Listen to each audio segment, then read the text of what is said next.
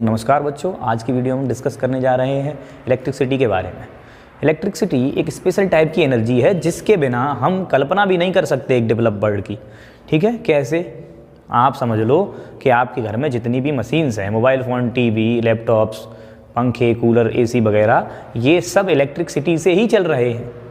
भाई आपके यहाँ कहीं ना कहीं से बिजली आ रही होती है, तभी ये सारी चीज़ें चलती हैं। तो आज हम पढ़ेंगे कि ये बिजली, इलेक्ट्रिसिटी क्या चीज़ है। ठीक है, विद्युत क्या चीज़ है और इसमें क्या फ़्लो हो रहा होता है, कौन है जो इसको फ़्लो कराने के लिए रिस्पॉन्सिबल है, कौन है जिससे इसका फ़्लो रुक सकता है, ये सारी की सारी चीज़ें हम आज की वीडियो में डिस्कस करने जा रहे हैं। ठीक है, तो मेरा नाम है कृष्णा परिहार और आप ध्यान से सारी की सारी वीडियो को देखते रहें। तो पहली चीज़ मैं डिस्कस करने जा रहा हूँ इलेक्ट्रिसिटी। तो जैसा मैंने कहा कि ये एनर्जी की फॉर्म है, तो इसके लिए हम लिख देंगे it is a form of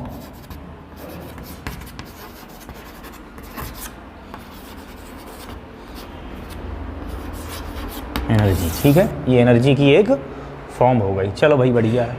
तो अब इलेक्ट्रिसिटी में बात आती है कि चल कौन रहा है। जो चीज़ चल रही है उसके लिए एक नाम लिया गया है, इलेक्ट्रिक करंट। ठीक है, जो चीज़ मूव कर रही है वो इलेक्ट्रिक करंट कहलाती है। आप समझो जी इलेक्ट्रिक करंट क्या है। इलेक्ट्रिक करंट एक्चुअली, पहले आप करंट नाम पे ध्यान दें। करंट का मतलब होता है धारा। अब जैसे आप किसी पाइप से पानी एक जगह से दूसरी जगह भेज रहे हैं तो ये कहा जाएगा वाटर करंट, पानी की धारा। ऐसे ही हवा चल के जा रही है तो ये कही जाएगी हवा की धारा। ठीक है, इसी प्रकार से अगर चार्ज चल के जाए, अभी बात थोड़ी बहुत ही यहाँ पर इंट्रोडक्शन होगा चार्ज का कि चार्ज क्या चीज़ है। ठीक है, चार्ज के बारे में आपको 12th क्लास भर में बहुत ज़्यादा डिटेल में पढ़ना है। चार्ज पर बेस्ड आप ये मान लो 12th क्लास का 50% सिलेबस है। तो चार्ज जब फ्लो करके जाता है किसी भी वायर के अंदर, किसी भी कंडक्टर के अंदर, कंडक्टर क्या होते हैं वो सब भी हम बताएंगे इसमें। ठीक है, तो जब चार्ज फ्लो करता है तो चार्ज का करंट कहलाता है ये। अब चार्ज मेनली इलेक्ट्रॉन फ्लो करते हैं, इसीलिए नाम हो जाता है इलेक्ट्रिक करंट। ठीक है, तो इलेक्ट्रिक करंट में क्या, किसका फ्लो है? Flow of charge. चार्ज का फ्लो है और फ्लो कर कौन रहा है? मेनली इलेक्ट्रॉन फ्लो कर रहे हैं। इलेक्ट्रॉन पर नेगेटिव 1.6 इंटू 10⁻⁻19 कूलाम चार्ज होता है। अब नेगेटिव चार्ज क्यों होता है, इसके लिए मिल्कन ने कुछ एक्सपेरिमेंट्स करे। वो सब मिल्कन वाइट ड्रॉप एक्सपेरिमेंट अगर 11th-12th की वीडियो में आपको डिस्कस करोगे। आप तो ये समझ लो कि एक चार्ज एक चीज़ है जो किसी भी बॉडी पर आती है और ये इसीलिए आती है कि हर एक बॉडी बनी हुई है किससे? एटम से।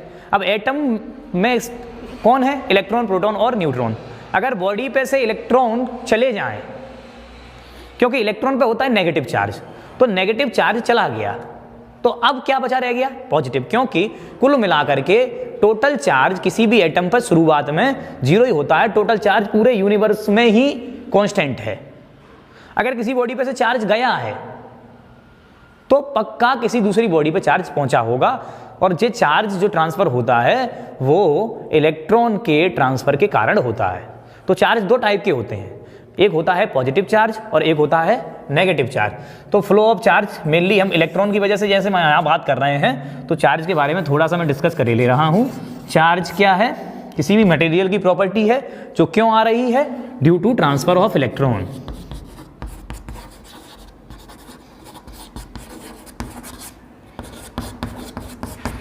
किसी भी बॉडी पर यह प्रॉपर्टी इसीलिए आई है क्योंकि उस बॉडी से इलेक्ट्रॉन या तो चले गए हैं या इलेक्ट्रॉन आ गए हैं। इलेक्ट्रॉन पर कैसा चार्ज है? नेगेटिव। जनरली अगर कोई भी एटम है, जैसे मान लो मैंने बात करी सोडियम की, तो सोडियम के पास एटॉमिक नंबर 11 है। तो शुरुआत में 11 प्रोटॉन, 11 न्यूट्रॉन और 11 इलेक्ट्रॉन थे। ठीक है, मगर जब एक इलेक्ट्रॉन ट्रांसफर होकर के कुछ एक एलिमेंट, जैसे मान लिया मैंने क्लोरीन ले लिया, क्लोरीन के पास पहुंच जाएगा तो क्लोरीन पे शुरुआत में वैसे कितने हैं? 17 प्रोटॉन्स, 17 न्यूट्रॉन्स और 17 इलेक्ट्रॉन्स। तो क्या होता है, आपने एक नाम सुना हो NaCl जैसा, बॉन्ड बन जाता है आयनिक, और एक कंपाउंड बन के तैयार हो जाता है NaCl। तो इस कंपाउंड के बनने में क्या होता है कि एक इलेक्ट्रॉन आउटर मोस्ट सेल वाला सोडियम का क्लोरीन पे चला जाता है, तो बाद में अब सोडियम पे बचे 10 इलेक्ट्रॉन, ठीक है। अब एक इलेक्ट्रॉन इधर क्लोरीन पे आ गया, तो अब इस पे हो गए 17 की जगह 18 इलेक्ट्रॉन। तो इस प्रकार से जब एक बॉडी से इलेक्ट्रॉन चला जाए, एक एटम से इलेक्ट्रॉन चला जाए, तो उस पे जो नंबर ऑफ प्रोटॉन हो गए वो इलेक्ट्रॉन से ज़्यादा हो गए। क्यों? पहले तो बराबर थे, अब एक इलेक्ट्रॉन इधर आ गया, तो अब यहाँ पे 11 हो गए प्रोटॉन, 10 रह गए इलेक्ट्रॉन। तो इलेक्ट्रॉन पे जो चार्ज है वो चार्ज है नेगेटिव, इसीलिए अगर इलेक्ट्रॉन चला गया तो बॉडी पे कौन सा चार्ज पहुँच गया? Positive charge. क्यों? क्योंकि इलेक्ट्रॉन पे जितना नेगेटिव चार्ज है ना, माइनस के 1.6 इंटू 10⁻⁻19 कूलम, उतना ही प्रोटॉन पर पॉजिटिव चार्ज है, वो है 1.6 इंटू 10⁻⁻19 कूलम। अब क्या होता है, प्रोटॉन क्यों नहीं जा पाते? प्रोटॉन एटम के बीचों बीच न्यूक्लियस में बंद हैं, वे कहीं नहीं जा रहे हैं, ठीक है। हम बहुत कुछ पढ़ने वाले हैं आगे 11th-12th में इनके बारे में डिटेल में, ठीक है, कैसे इलेक्ट्रॉन चले जाते हैं, कैसे बॉन्ड बन जाते हैं, ठीक है, ये सब हमें पढ़ना है। पर आप केवल ध्यान दें कि मैं क्या बताना चाह रहा हूं कि इलेक्ट्रॉन अगर चले जाएं, जा इलेक्ट्रॉन नहीं सकते हैं, तो इलेक्ट्रॉन अगर चले गए तो प्रोटॉन के जो नंबर हैं वो ज़्यादा हो गए एटम पर। जब प्रोटॉन के नंबर ज़्यादा हो गए तो पॉजिटिव चार्ज ज़्यादा हो गया, ठीक है। जब इलेक्ट्रॉन चला जाता है तो बॉडी कैसी हो जाती है? Positively charge. तो मैं इसको लिखता हूँ, number of proton is greater than number of electron, तब बॉडी पर आ जाता है पॉजिटिव चार्ज।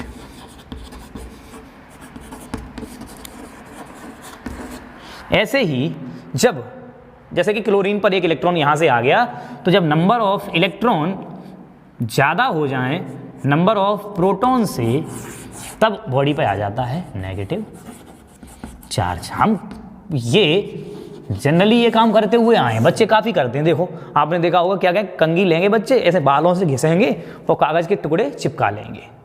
तो इस वाली प्रोसेस में भी क्या हुआ है कि ये रबिंग के कारण कुछ बॉन्ड जो भी हुआ है वहाँ टूटने से चार्ज आ गया है, और कागज़ के टुकड़े फाड़े हैं, वहाँ कागज़ पे चार्ज है, ठीक है। तो चार्ज आपने देखा होगा कि कंघी से ये कागज़ के टुकड़े चिपक जाते हैं, ठीक है। तो इस प्रोसेस में क्या हुआ, क्योंकि दोनों बॉडीज पर डिफरेंट चार्ज था इसलिए वो चिपके। आप ये समझ लो कि कोई ये जैसे NaCl भी चिपका हुआ है ना, तो ये इसलिए क्योंकि यहाँ Na और Cl दोनों पर डिफरेंट टाइप का चार्ज है, ठीक है। तो एक चार्ज हो गया आपका पॉजिटिव और एक हो गया आपका नेगेटिव। अगर पॉजिटिव और नेगेटिव मिले तो वो एक दूसरे को क्या करेंगे? अट्रैक्ट करेंगे, ठीक है। अगर कोई दो बॉडी पर पॉजिटिव और पॉजिटिव ही चार्ज हैं तो वो रिपेल करेंगे, सेम चार्ज एक दूसरे को रिपेल करते हैं और डिफरेंट चार्ज अट्रैक्ट करते हैं। आप भी करते हैं ना, ठीक है। हाँ, अब बॉय किसी बॉय को अट्रैक्ट नहीं करता, वो गर्ल की तरफ अट्रैक्ट होता है, हाँ? तो यहाँ दो डिफरेंट टाइप की बॉडीज हैं, एक और ऐसे ही नेगेटिव को क्या करता है? रिपेल करता है, ठीक है। तो आपके लिए मेन बातें हो गई कि बॉडी पर कैसे चार्ज आता है। चार्ज आता है इलेक्ट्रॉन के ट्रांसफर के कारण, ठीक है। अगर बॉडी से इलेक्ट्रॉन चले जाएंगे तो उस पर पॉजिटिव चार्ज आ जाएगा, और अगर इलेक्ट्रॉन आ जाएंगे तो उस पर नेगेटिव चार्ज आ जाएगा। तो अगर दो बॉडी पर पॉजिटिव चार्ज है यानी सेम चार्ज है तो वो रिपेल करेंगी, और अगर डिफरेंट चार्ज है तो वो अट्रैक्ट करेंगी, ठीक है। तो अब यहाँ पे मैंने आपके सामने चार्ज के बारे में बेसिक बात करी, ठीक है। चार्ज की जो SI यूनिट है वो है कूलाम, इसीलिए यहाँ पीछे ये कूलाम लगा दिया गया है, ठीक है। तो चार्ज के लिए आप यूनिट लिख देंगे क्या? कूलाम। कूलाम नाम के वैज्ञानिक ने चार्ज के बारे में पहले बताया है, इसीलिए उन्हीं के नाम पर यूनिट का नाम रख दिया। अब आपको मैं पहले बता चुका हूँ चार्ज के बारे में, बॉडी पर चार्ज कैसे आता है। दो डिफरेंट टाइप की चार्ज बता दी, एक पॉजिटिव और एक नेगेटिव, ठीक है। अब चार्ज जब आता है बॉडी पर तो सबसे जो छोटा चार्ज आ रहा है वो इलेक्ट्रॉन के कारण ही आ रहा है। इलेक्ट्रॉन से छोटा चार्ज पॉसिबल नहीं है, ये हम अभी तक जानते हैं, ठीक है, अपने एटम के बारे में कि सबसे स्मॉलेस्ट पार्टिकल एटम है, और एटम का भी सबसे जो छोटे भाग हैं वो इलेक्ट्रॉन, प्रोटॉन और न्यूट्रॉन है, यानी और प्रोटॉन और न्यूट्रॉन सेंटर में है और इलेक्ट्रॉन चारों ओर चक्कर लगा रहे हैं। तो वो इलेक्ट्रॉन ही एक जगह से दूसरी जगह जाएंगे और उन्हीं की वजह से बॉडी चार्ज होगी। तो सबसे कम किसी भी बॉडी पर जो चार्ज पहुंचेगा वो एक इलेक्ट्रॉन की वजह से ही पहुंचेगा। तो मिनिमम चार्ज किसी बॉडी पर क्या हो सकता है? इतना ही हो सकता है, नेगेटिव में भी और पॉजिटिव में। क्यों? क्योंकि जिस पे चला गया उस पे उतना नेगेटिव और जिस पे से गया उस पे उतना पॉजिटिव। तो ये आप ये भी कह सकते हैं कि किसी भी बॉडी का मिनिमम चार्ज यही है।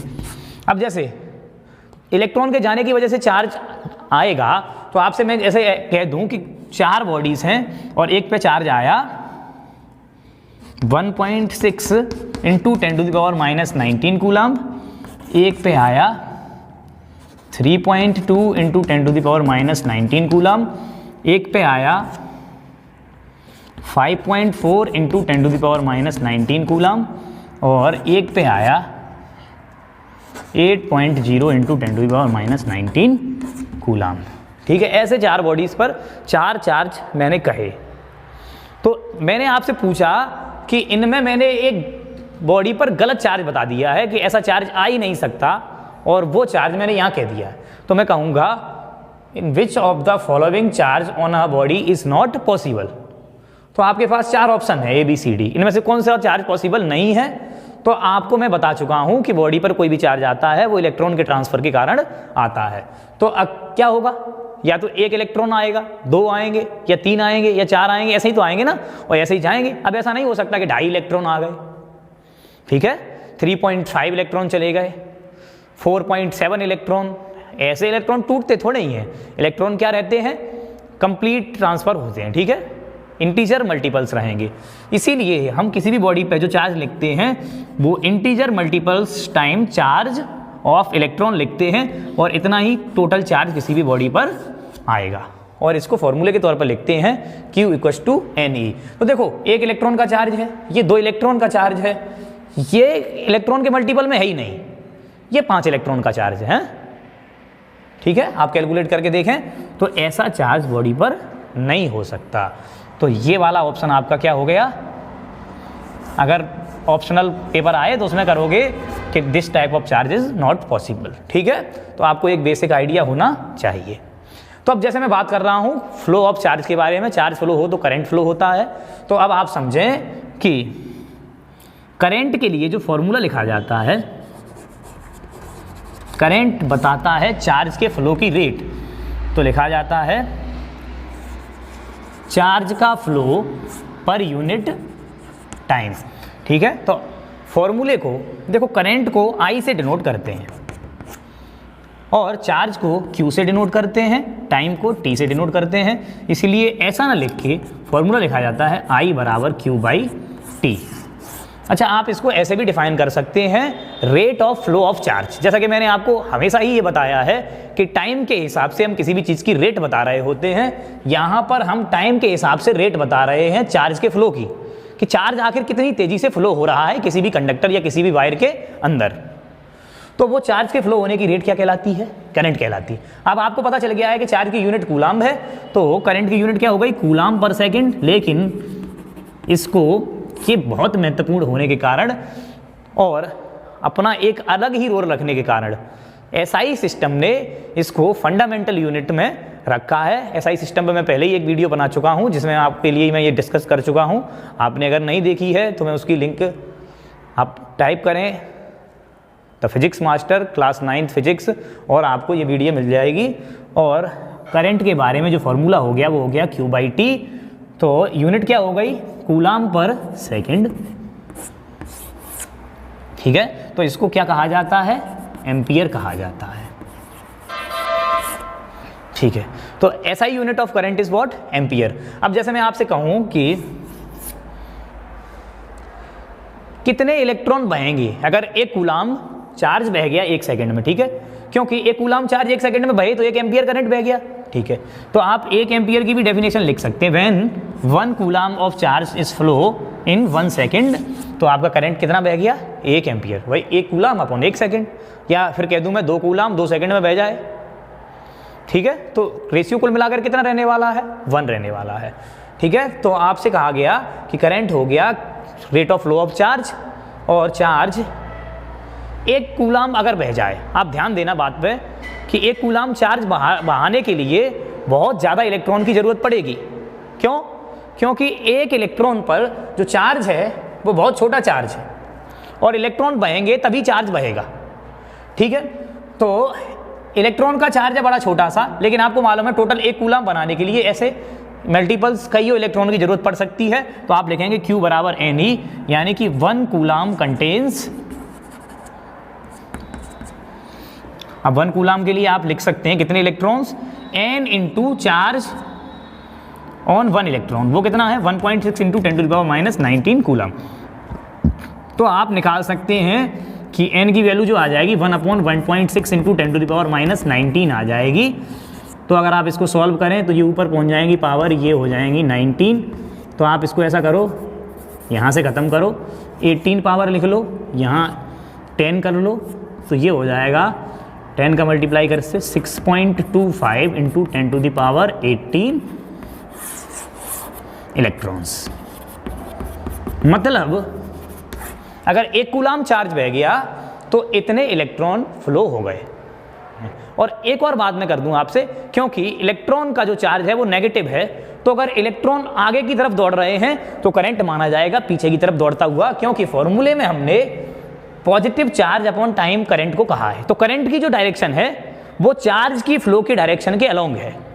मगर वास्तव में देखो, सिचुएशन को मैं आपके सामने चित्र के द्वारा समझाता हूं, ध्यान दें। जैसे कि आपके सामने मान लो ये कोई कंडक्टर है, कंडक्टर की जगह आपने ले लिया एक कॉपर का वायर ले लिया मान लो, ठीक है। तो कॉपर के वायर में ये इलेक्ट्रॉन्स हैं, तो ये इलेक्ट्रॉन जब इधर की तरफ दौड़ेंगे, इधर की तरफ ये इलेक्ट्रॉन इधर को भागेंगे, तब करंट इधर को भागेगा। स्पीड में दिए दे रहा हूं Vd, देखो बता रहा हूं क्यों कहा है मैंने Vd। इलेक्ट्रॉन की डायरेक्शन के अपोजिट होती है करंट की डायरेक्शन, क्योंकि करंट जो फॉर्मूले बनाते समय हमने ध्यान दिया है कि पॉजिटिव चार्ज का फ्लो और इलेक्ट्रॉन पर है नेगेटिव चार्ज। तो अगर इलेक्ट्रॉन पीछे को दौड़ेंगे तो करंट आगे की तरफ दौड़ेगा, ठीक है। तो चार्ज के दौड़ने की वजह से करंट दौड़ता है, और 1 कूलाम चार्ज दौड़ा मतलब इतने इलेक्ट्रॉन्स दौड़े, ये बात हमें समझ में आ गई है, ठीक है। अब हम कुछ आगे की बात समझते हैं कि direction of flow of current क्या है। आप ये भी आप समझ गए हैं कि direction of flow of current है opposite to the direction of flow of electron, ठीक है। तो करंट के बारे में ये बेसिक सी बातें हो गई। अब लोगों के दिमाग में ये आता है कि जो इलेक्ट्रॉन आखिर यहां से इस वाले कोने से और इस वाले कोने तक कैसे चला जाता है भाई। जब इतने सारे एटम्स हैं, घनी सी जगह है, फिक्स है, तो फिर कैसे ये इलेक्ट्रॉन मूव कर पाते हैं। एक्चुअली इलेक्ट्रॉन का जो मोशन है वो बहुत ही अलग टाइप का है। ये इलेक्ट्रॉन ड्रिफ्ट कर रहे होते हैं, यहाँ पर अपने आसपास ऐसे करके चारों तरफ चक्कर लगा रहे होते हैं। बहुत सारे एक्सप्रेशंस हम 12th क्लास में पढ़ते हैं इसके बारे में कि इलेक्ट्रॉन कितनी वेलोसिटी से दौड़ रहा है, ड्रिफ्ट वेलोसिटी क्या है, फिर कुल मिलाकर के यहाँ से यहाँ चार्ज कैसे पहुँच जाता है। आप तो ये इमेजिन करें कि जैसे मान लो इस पाइप में पानी जा रहा है, तो पानी का जो वाला पानी का भाग इधर से धक्का मारेगा उतना ही पानी यहाँ से बाहर निकल जाएगा, ठीक है। क्योंकि पानी वहां पे इकट्ठा थोड़ी होगा बीच में पाइप में कहीं, जितना यहां से दबेगा उतना ही यहां निकल जाएगा। इसी प्रकार से इसीलिए इसको हमने करंट से रिलेट किया है, और मैंने आपको बताया था ये बिल्कुल करंट का फ्लो, चार्ज का फ्लो वैसा ही है जैसा कि किसका फ्लो है, वाटर का फ्लो है, ठीक है। तो हम आगे बढ़ रहे हैं इसमें, आगे मैं इसके बारे में बात करूंगा इलेक्ट्रिक सर्किट के बारे में। आखिर किसी भी वायर में कैसे करंट दौड़ता है, एक सर्किट क्या चीज होती है, किस प्रकार से बना के तैयार किए जाते हैं, आप इस पर जरा गौर करें। इलेक्ट्रिक सर्किट, आप ये समझो कि आपके घर पे अगर बिजली आ रही है, आपको अगर स्विच एक दबाया आपने, तुरंत पंखा चालू हो गया, एक स्विच दबाया बल्ब चालू हो गया, इन सब में आखिर क्या हुआ, कैसे इलेक्ट्रिसिटी फ्लो हुई। अब ये हमें प्रैक्टिकली दिखाई देता है अपने घर पे, लेकिन यहाँ मुझे सब कुछ कॉपी पे अपनी पे समझना है। तो कॉपी पे समझने के लिए मैं यहाँ पे बनाऊँ, एक बल्ब बनाऊँ, एक पंखा बनाऊँ, यहाँ पे कमरे की दीवारें बनाऊं, तो मैं यहाँ चित्रकारी थोड़ी करने आया हूँ भाई, मुझे तो समझना है। तो इसके लिए हम बना के तैयार करते हैं सर्किट डायग्राम्स। सर्किट में हम पंखे, कूलर, जो भी बिजली खाने वाली चीज़ों हैं उनको एक बस चिन्ह से समझा देते हैं, और ऐसे ही स्विच है, स्विच के लिए एक अलग चिन्ह बना लेंगे, तार के लिए अलग चिन्ह बना लेंगे, और इस प्रकार से वो चीज़ें जो चिन्ह बना लिए हैं वो सर्किट डायग्राम कहलाती हैं। अब सर्किट डायग्राम में जो तार, स्विच, ये सारी की सारी चीजें जो मिला के मैंने तैयार करी हुई हैं, इन सब के कॉम्बिनेशन को कहते हैं इलेक्ट्रिक सर्किट। ठीक है, इलेक्ट्रिक सर्किट क्या है?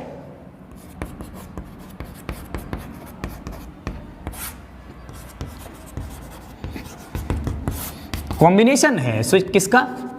स्विच, वायर, ठीक है, रजिस्टर्स, एटसेट्रा एटसेट्रा है। एटसेट्रा का मतलब क्या है? याद भूल गई है। जब तुम्हें कुछ चीज़ें याद ना आए तो आप कह दो एटसेट्रा है। ठीक है, चलो कोई बात नहीं है। हम बात करते हैं इलेक्ट्रिक सर्किट में, इसमें स्विच, वायर वगैरह ये सारी की सारी चीज़ें इस्तेमाल होती हैं। जैसे मैंने आपसे कहा कि हमें चित्र बनाने से थोड़ी मतलब है, हमें तो काम से मतलब है, तो इसीलिए हम वायर को ऐसे रिप्रेजेंट करते हैं, एक स्ट्रेट लाइन से बस। ठीक है, अगर वायर में मुझे जॉइंट दिखाना हो, एक और तार जुड़ के गया हो, तो मैं ऐसे लगा देता हूं। ठीक है, तो ये एक सर्किट हो गया वायर का, ये हो गया वायर विद जॉइंट। अगला, अगर मुझे जॉइंट नहीं दिखाना हो तो मैं ऐसे करके ऐसे कर देता हूं। ठीक है, जिससे ये मुझे पता चल जाए ऊपर से वायर निकल गया है, तो इसको लिखता हूं वायर विदाउट जॉइंट। ठीक है, अब ये वाला रजिस्टर्स के लिए इस्तेमाल किया जाता है। ठीक है, रजिस्टर्स में भी कभी कभी ऐसे बनाया जाता है चिन्ह, जो बताता है कि रेजिस्टेंस भी वेरी कर रहा है। वेरिएबल रेजिस्टेंस के लिए ये वाला चिन्ह बनाया जाता है।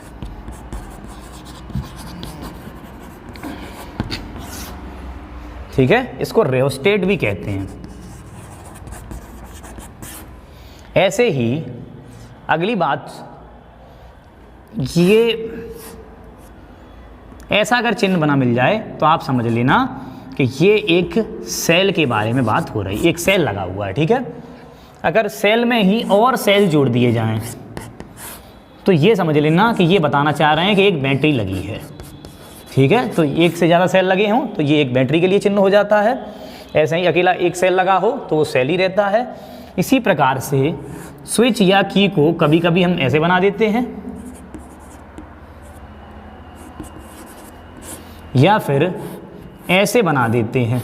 तो ये क्या बता रही हैं? स्विच ओपन है। ठीक है, ये दोनों ही चित्र ओपन स्विच के बारे में बता रहे हैं। क्लोज स्विच कैसे बनता है? फिर क्लोज स्विच में ऐसे करके बीच में बिंदी रख देते हैं। ठीक है, अब ऐसे बार बार थोड़े ही स्विच बनाते फिरेंगे हैं, हमें चित्र थोड़ी बनाने हैं।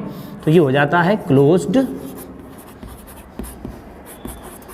स्विच। ठीक है, अगली चीज़ हम इसमें और चिन्ह बनाते हैं, जैसे ये आपका एमीटर के लिए,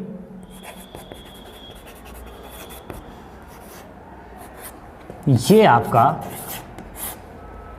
वोल्टमीटर के लिए,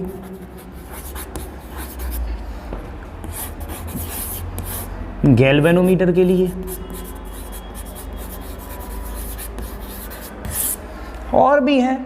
ठीक है, जहां जरूरत पड़ेगी। कुल मिलाकर के आपको ऐसे ऐसे चित्र बने हुए मिलते हैं किताबों में। अब इनका एक कॉम्बिनेशन बना हुआ, ये कहलाता है एक कंप्लीट सर्किट, जिसमें ये सारी की सारी चीज़ें, जरूरी नहीं है सारी हों, इनमें से कुछ चीज़ों का कॉम्बिनेशन मिला करके एक पाथ तैयार किया जाता है। वो पाथ कहलाता है इलेक्ट्रिक सर्किट। ठीक, अब उस पाथ में जैसे देख मैं बात करता हूँ कि मैंने क्या किया, एक छोटा सा सर्किट बनाया जिसमें एक बैटरी लगाई। ठीक है, ये मैंने आपके सामने एक बैटरी लगा ली, छोटी सी बनाई है, जिससे आप उसको नोट कर पाएँ। एक रजिस्टर लगा लिया और एक कंप्लीट पाथ बना के तैयार कर दिया। तो ये भी क्या कहलाएगा? एक सर्किट कहलाएगा, जहाँ एक कंप्लीट पाथ बन के तैयार हो। लेकिन आप गौर करें कि ये स्विच ओपन वाली कंडीशन मैंने लिखी है, तो ये कहलाएगा ओपन सर्किट जब स्विच ओपन हो। ठीक है, या तार इनकम्प्लीट हो या स्विच ओपन हो, मान लीजिए तार यहाँ से टूट गया, तो भी ये क्या कहलाएगा? Open circuit. अब तार जुड़ा हुआ है, स्विच बंद हो जाए तो वो कहलाएगा क्लोज सर्किट। तो ये हो गया ओपन सर्किट। अगर मैं क्या करूं, इसमें ही ये क्लोज कर दूं